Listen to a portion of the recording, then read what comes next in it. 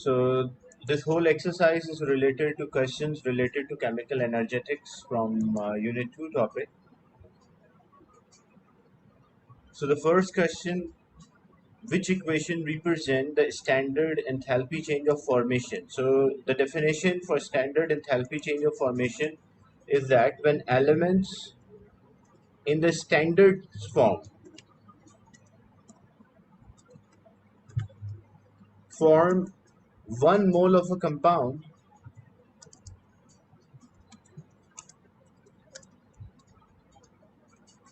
we call that as standard enthalpy change of formation. So we have the elements here because the element hydrogen is reacting with iodine to form hydrogen iodide. So element in the standard state, hydrogen at room temperature, it is a gas, so hydrogen should be a gas. And iodine at room temperature, it is solid, so it should be solid and forming hydrogen iodide, which is also in a gaseous state. Then the equation must be balanced. Here we have one iodine because the condition is that for standard enthalpy change of formation, that 1 mole of a compound is formed. But here when we check the equations, equation B and equation D, in equation B we have 2 moles of hydrogen iodide. But in equation D we have only 1 mole of hydrogen iodide formed from the elements in the standard state like hydrogen in a gaseous state and iodine in a solid state. That is why option D is the right answer. Is it clear?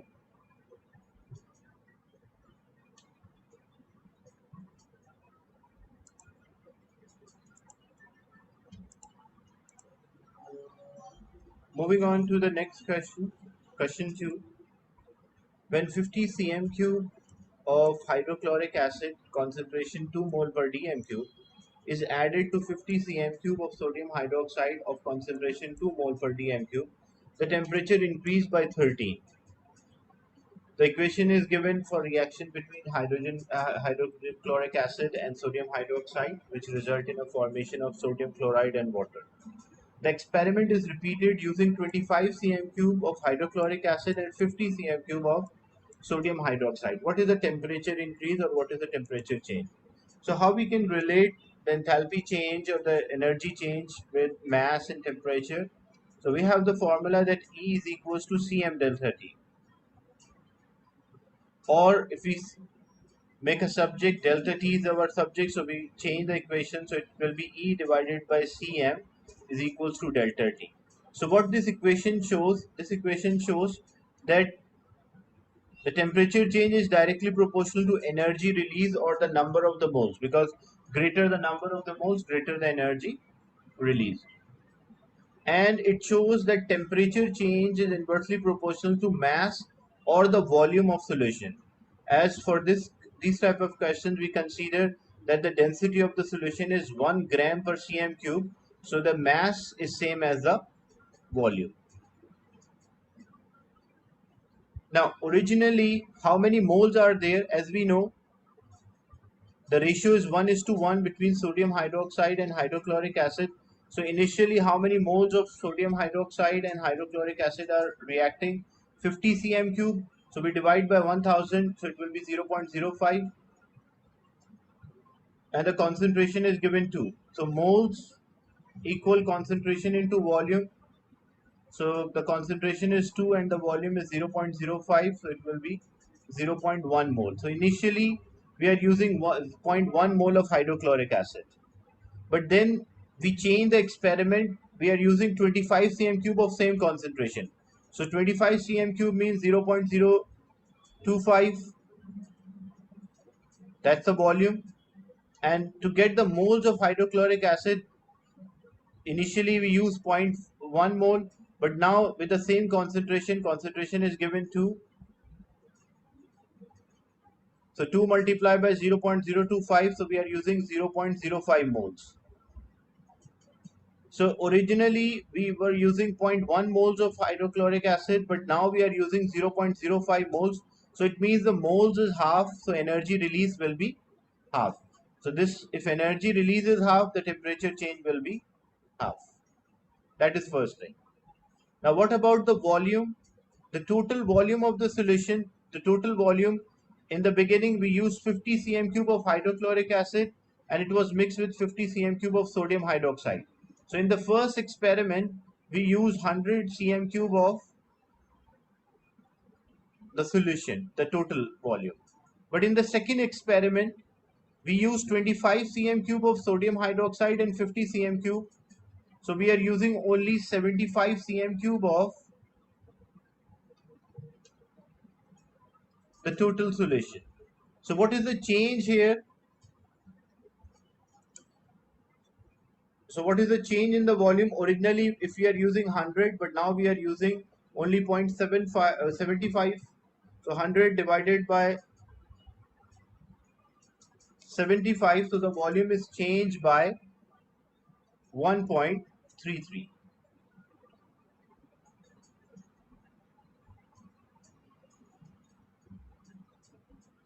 That is the decrease in volume, because 100 divided by 1.33, you will get approximately 75. So means the volume is decreased by 1.33.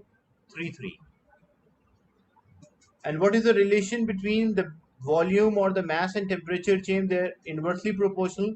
So the volume or the mass is decreased by 1.33. So the temperature change will increase by 1.33. So what is the overall change in temperature? So due to the change in the number of the moles, it was divided by 2. And due to the change in volume, it is multiplied by 1.33. So original temperature change was 13. So 13 multiplied by 1.33, and that is divided by 2. The original temperature change is 13. That's delta T. So this is 13 multiplied by 1.33 divided by 2. So we'll get as 8.64. So which is equal to approximately 8.7 degree centigrade. Is it clear? Discussion?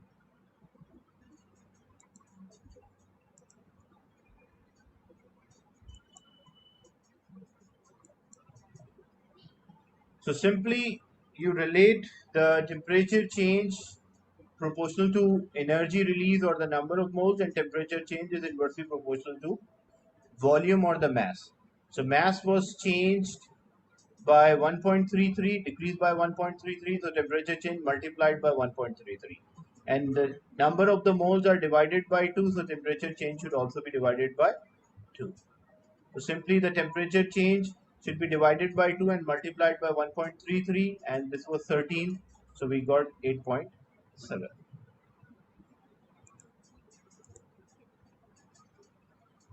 Moving on to the next question. Nitrogen react with hydrogen to form ammonia. What is the mean bond in kilojoule per mole for NH? The enthalpy change for this question is given. So first we write in terms of bonds, we will write the equation. So now N2 means nitrogen triple bonded with nitrogen. Then H2 means hydrogen single bonded with hydrogen. And how many of them are? 3. So there are 3 molecules of hydrogen. And it gives 2 molecules of ammonia.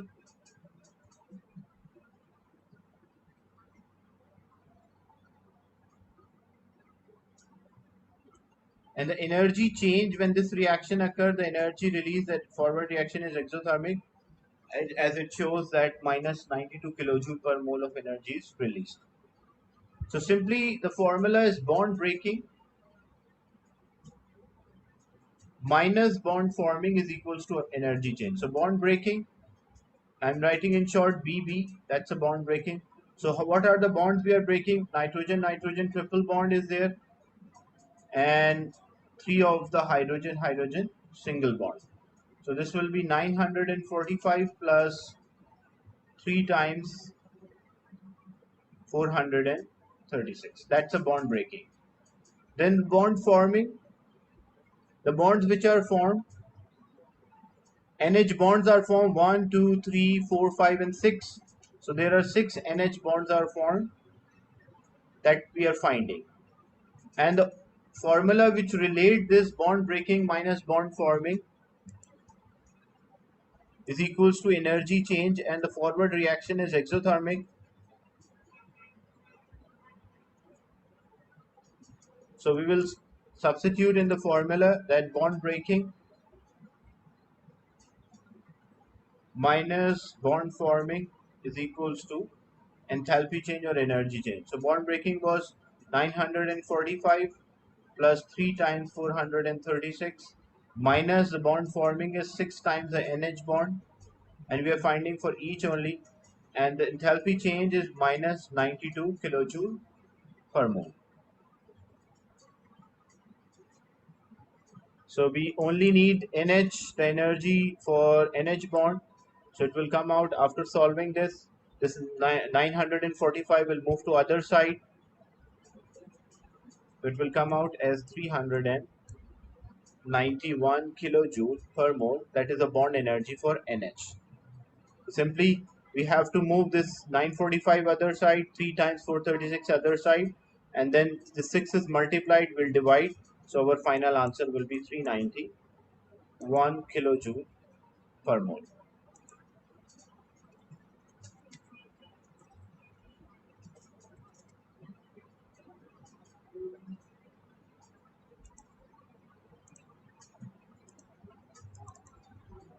Moving on to the next question. How many moles of carbon dioxide are formed when 3 moles of chloroethane ethene is mixed with 10 moles of oxygen and react as shown? So first we should know the limiting reagent, because from limiting reagent we can work out the amount of the product. So how we can work out the limiting reagent? The simplest ratio between chloroethene and oxygen is 2:5.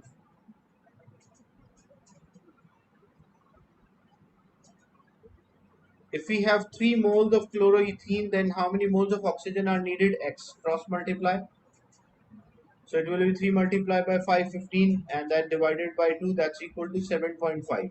So we need 7.5 moles of oxygen for a complete reaction. But how many moles we have? We have 10 moles, so it means oxygen is more than what we need, or oxygen is in excess, or chloroethane is a limiting reagent. So whenever we find the product, we always use the limiting reagent. So now we'll use the ratio of limiting reagent, which is chloroethene to carbon dioxide. The ratio is 2 is to 4 or 1 is to 2. So if we have 3 moles, this will be X. Cross multiply 3 multiplied by 4, that's 12 divided by 2 equal to 6 moles of carbon dioxide will be produced. So C is the right answer for this question.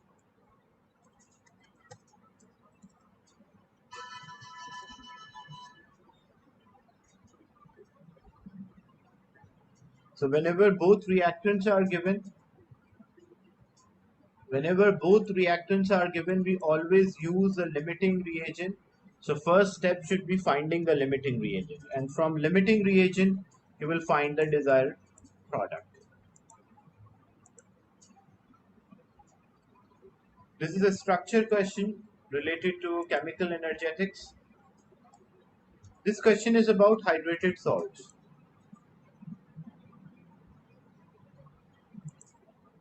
Enthalpy change for conversion of anhydrous copper to sulfate to hydrated copper to sulfate can be found by using Hess law. A student carried out experiments to determine the value of enthalpy change. Known masses of anhydrous and hydrated copper to sulfate were dissolved separately in an insulated container, and the temperature change measured. The temperature change is measured. The results are shown in the table. So the first question, explain why different volume of water are used into experiment and justify your answer. So why we use, like here we use 45.5 and here we use 50. So what could be a reason why we have different volumes here? So basically you can see here hydrated crystals have already water. As you can see, CuSO4.5H2O, and anhydrous does not have any water. So why we use different volume of the water for use into experiments? Because hydrated crystals already contain, or hydrated salts already contain water,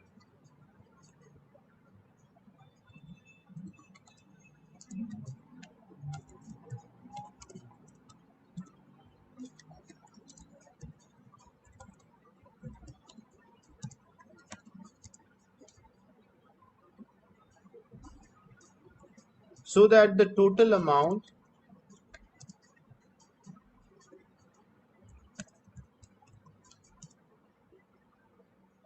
or volume of the water kept same. As you can see, the total volume or the mass or the amount of the water will be same. That's why in a hydrated crystal we use only 45.5, but in anhydrous we use 50 cm cube, so that when we get the total it will come out as 58 grams of each salt.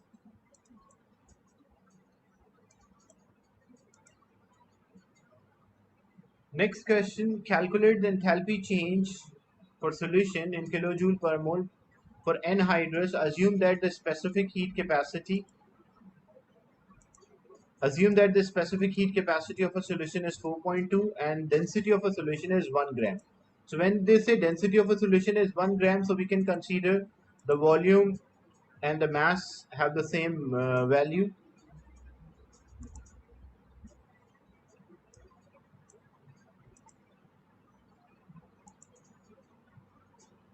So enthalpy change, the formula for enthalpy change, E is equals to Cm delta T.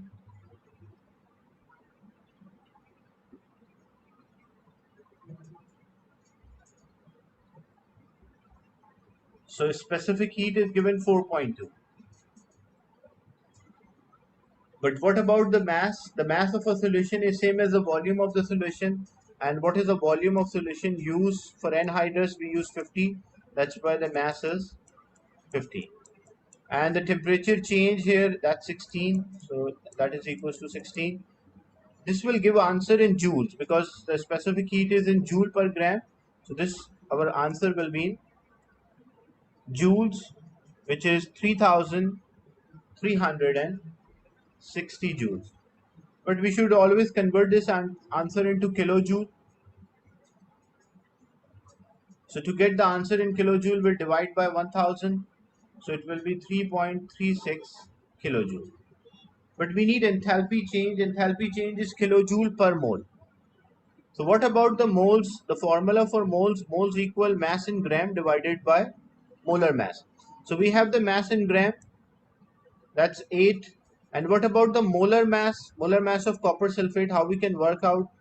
Because we need enthalpy change. So enthalpy change or delta H is equals to energy per mole. So E divided by N or E divided by mole.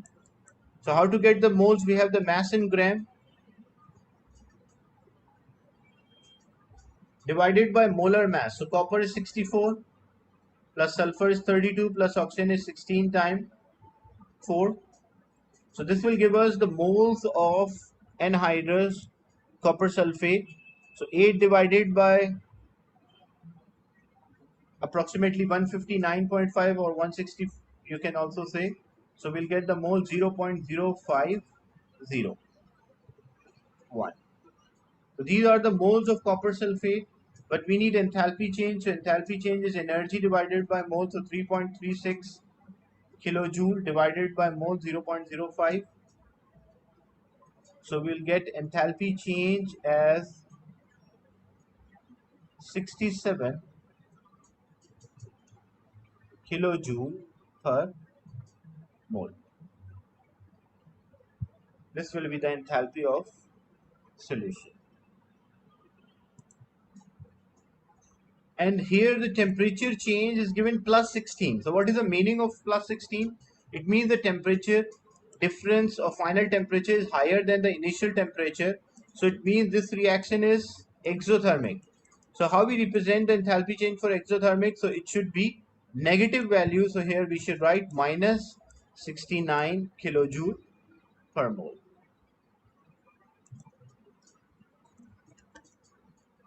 If the reaction was endothermic, the temperature decrease because the temperature change is final minus initial. So if you are getting a positive temperature change, it means the final temperature is higher and initial temperature is lower, or the reaction is exo. And so if delta T or change in temperature is positive, it means it is exothermic reaction. If change in temperature is negative, it means it is an endothermic reaction.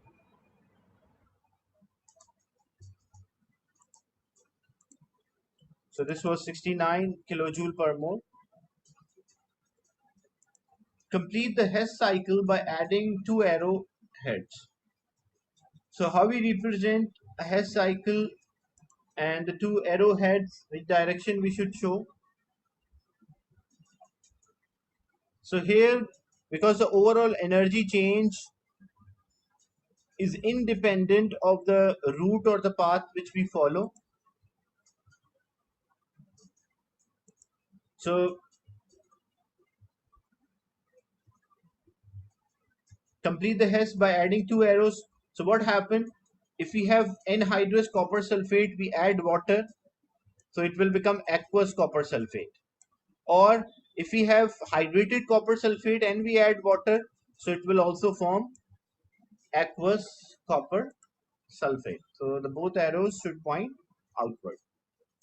And overall energy change is independent of the route. So they ask in the next part, they ask calculate the value of enthalpy change for enthalpy of reaction in kilojoule per mole for conversion of the anhydrous to hydrated. So this is unknown, this is X. What about when hydrated anhydrous copper sulfate we add water? So this we already worked out. That was 69 kilojoule per mole negative. Our previous answer 67, sorry, not 69. So this was 67 minus 67 kilojoule per mole. And this value is given 12.6 kilojoule per mole, and we are finding this part. So overall energy change is independent of the route or the path which we follow. Where the two arrows are pointing out, that is the start of the cycle. So here the two arrows are pointing out, so that is the start of the cycle. And where the two arrows are pointing in,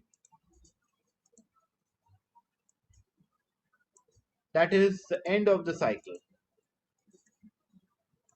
So we can write the equation, we can write enthalpy of the reaction plus 12.6 equal to, because this is route 1 or the path 1 and this one is route 2, is equals to minus 67. So this is 12.6, it will move to other side. So minus 67 minus 12.6. So it will be 69.6 kilojoule per mole, and a negative answer. So enthalpy will be minus 69.2 kilojoule per mole.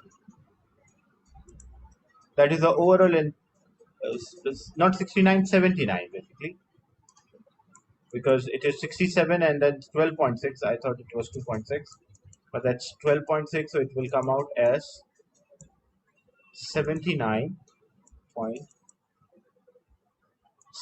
kilojoule per mole.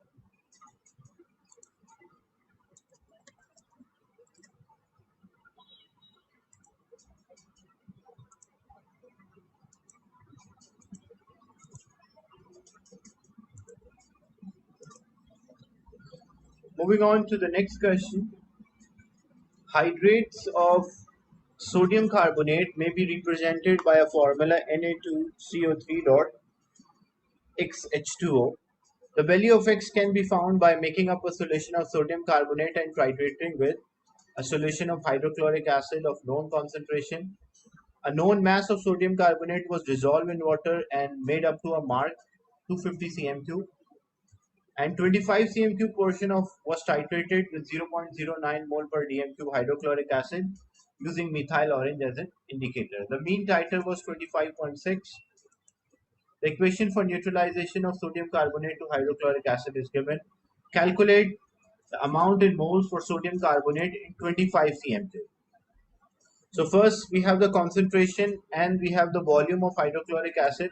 So using a concentration and the volume, but the volume should be in dm cube, so we divide by 1000. So it will be 0.0256, that's dm cube. So you first concentration into volume will get the moles of HCl. Using a mole ratio will get the moles of sodium carbonate, but that moles will be in 25 cm cube. In 250 cm cube, the moles will be 10 times because the volume is 10 times. So the solution for this, we'll solve step by step.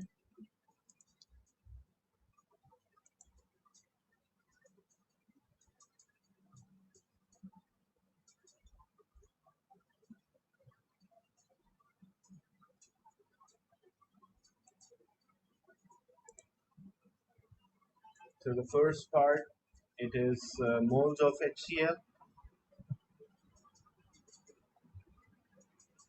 that is concentration into volume, 0.09 times 0.0256. So this will give us the moles, 0.09 times 0.0256, that's equal to 0.00223. These are the moles of HCl, but HCl to sodium carbonate, the simplest ratio is 2 is to 1. So if you have 0.0023, this will be x cross multiply. So we'll get the moles 0.0023 divided by 2.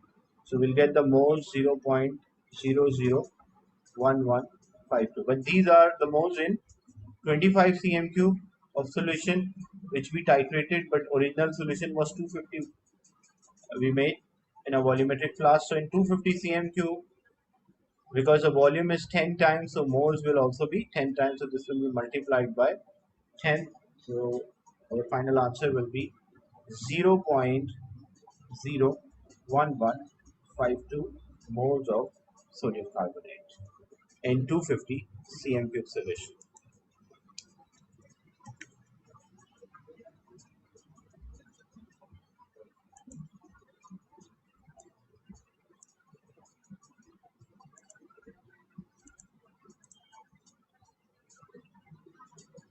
Moving on to the next question. 250 cm cube solution was prepared by dissolving 3.29 grams of sodium carbonate. Use this mass and your answer to D1, the answer to D1 which we already solved, the moles of sodium carbonate. Appropriate number of significant figure, determine the value of x. So how we can find the value of x? So we already worked out the moles which were 0.01152 moles of sodium carbonate. In the last part,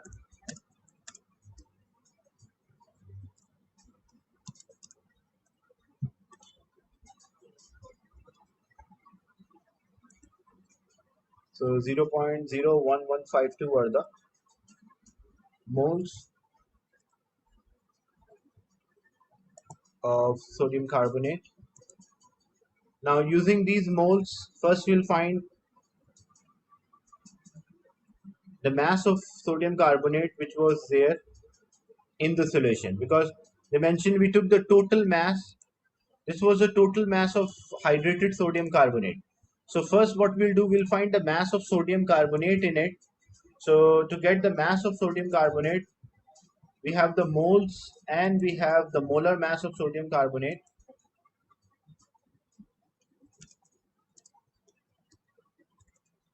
Mass of only Na2CO3 or sodium carbonate is equals to moles multiplied by molar mass. So the moles which we use here, that is 0.01152 0.1152. And the molar mass of sodium carbonate, how to work out the molar mass of sodium carbonate, because sodium is there, which is 23 using a periodic table, multiplied by 2, plus carbon is 12, plus oxygen is 16 multiplied by 3. So this multiplication will give us actual mass of sodium carbonate, which will come out as 1.221 grams. Now to get the mass of water of crystallization, so hydrated, basically the hydrated salt minus the anhydrous will get the mass of the water. So mass of hydrated, in the question it is given 3.29 minus mass of anhydrous, that is 1.22. So this will give us the mass of water at 2.06 grams. Then moles of the water, moles equal mass in gram over molar mass, so 2.06 divided by molar mass of water, hydrogen is 1 multiplied by 2 plus oxygen is 16. So the molar mass is 18. This will be 0.1149. Then the ratio, because we need how many, what is the value of x? X is the mole ratio. So what is the simplest ratios? The moles of the sodium carbonate were 0.01152, and the moles of the water which were used here 0.1149. So when we take a simplest ratio, we divide by the smallest value.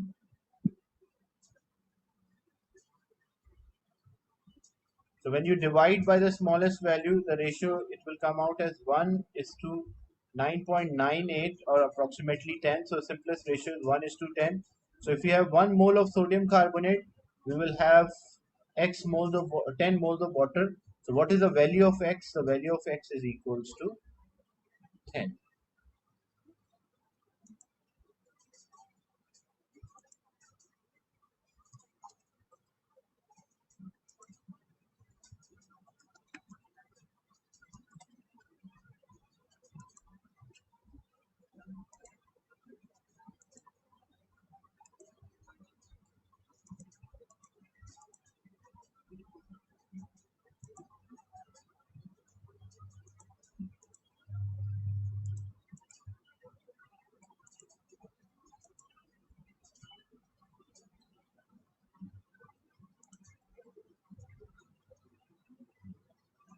In question 6, the bond enthalpy for chlorine-chlorine bond is 243 kilojoule per mole. What is the enthalpy change of atomization of chlorine?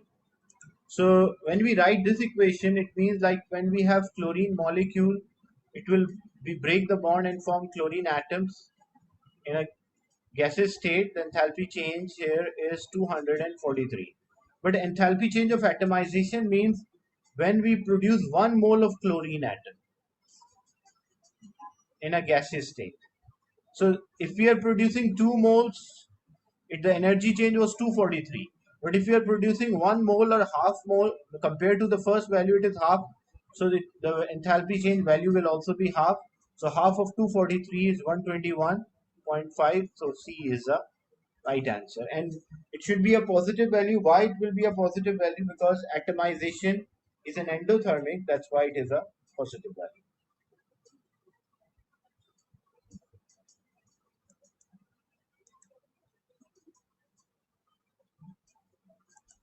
In question 7,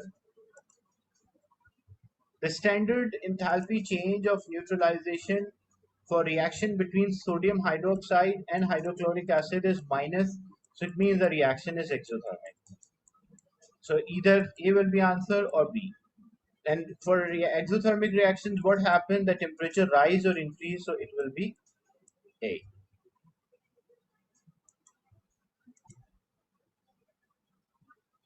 Question 8. The diagram shows a reaction profile for a reversible reaction. Reversible reaction means reactant can form a product and a product can decompose and form back the reactant. Which symbol represent the enthalpy change of a reaction from R to P? So if we have this as a reactant and this is a product, we need enthalpy change. Enthalpy change is actually a difference in the energy between the reactant and product. And because this reaction is endothermic, basically the energy change is given by either V or X. But why V is the right answer? Because this reaction is endothermic, so endothermic reaction, the enthalpy change is positive, so the arrow must point upward. That's why B is the right answer for question 8 part A. If it was an exothermic reaction, like the same reaction was there, but reactants have a high energy and product is having low energy, so the arrow must point downwards. In that case, X will be the right answer.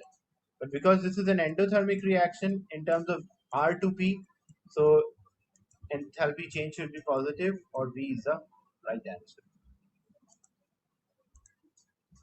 The second part, which symbol represent the activation energy? Activation energy is minimum possible energy for the reaction to start, and they are asking activation energy from P to R. So now P is our reactant and R is our product. So energy from reactant till the start of the reaction, that's called activation energy. So in that case, W is the right answer. So C is the right answer. The Hess law can be applied to the system. Which expression is correct? So which of the expression is represented correctly? So when we check all the options, V plus X is equals to U plus V. V plus X is equals to U plus V. That's wrong, because when you add the energies for, so V plus X is not equal to V plus U, or V plus X is not equal to U plus W, because U plus W is different value and V plus X is same. The second option, W plus X is equals to U. When you add W with X, that is equals to U. That's also wrong. Why it is wrong? Because W is pointing up, X is pointing down, and that the sum cannot be equal to U, because one of the value will be positive, another value will be negative. And U minus W is equals to V. So that's right, because U is pointing up, W is pointing up, and when we subtract them, that will be equal to V, so endothermic. So C is the right answer for question 8.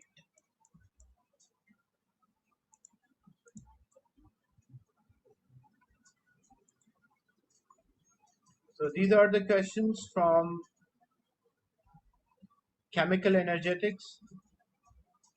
Next session, we will continue this discussion and discuss more questions from Unit 2 topic chemical energetics. Any question related to the class today?